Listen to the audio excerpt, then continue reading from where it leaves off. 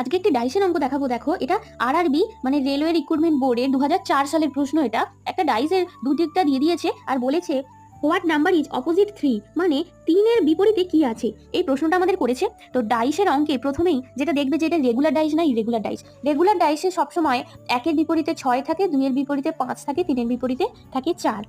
2, 5, 6 আছে, তার মানে আছে 2, 5, 6। তার মানে এই যে দুটো পাশ কখনো একসাথে দেখা যায় না, এই যে 2, 5 একসাথে দিয়ে দিয়েছে, তার মানে এটা আমরা ইররেগুলার ডাইসের সূত্রে ফেলবো।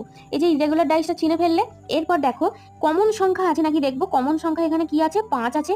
তাহলে এইভাবে ক্লকওয়াইজ লিখবো 5, 6, 2, 5, 6, 2 আর 5, 1, 4। একটা ডাইসের 1 থেকে 6 অবধি সংখ্যা যেটা মিসিং থাকবে, এখানে কি মিসিং আছে? 1, 2, 3 মিসিং আছে, তার মানে 5-এর বিপরীতে হবে 3। ইররেগুলার ডাইসে যখন একটা সংখ্যা কমন থাকবে তখন এই নিয়মটা খাটবে। এখানে 3-এর বিপরীত চেয়েছে আর আমরা এখানে পেয়েছি 5 আর 3 বিপরীতে আছে, তাই উত্তর হবে অপশন সি।